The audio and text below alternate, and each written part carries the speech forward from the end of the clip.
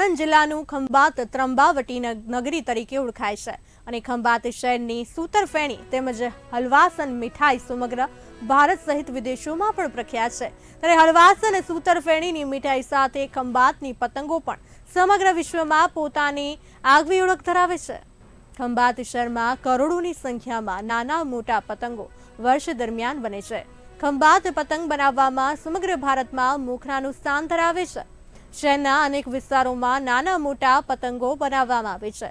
હાલ ઉત્તરાયણના ગણતરીના દિવસો બાકી છે, ત્યારે ખંભાતી પતંગ હોલસેલ ખરીદી કરવા માટે ભારતભરમાંથી વેપારીઓ આવતા હોય છે।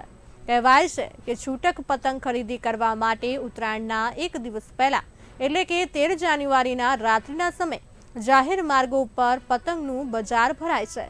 આ પતંગની ખરીદી કરવા માટે રાત્રિના લગભગ મોડા સુધી બજારમાં ભીડ જોવા મળે છે।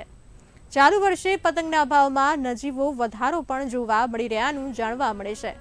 ત્યારે આવો આપણે સૌ સાથે મળીને ઉત્તરાયણ પર્વની ખંભાતની પતંગની સાથે ઉજવણી કરીએ।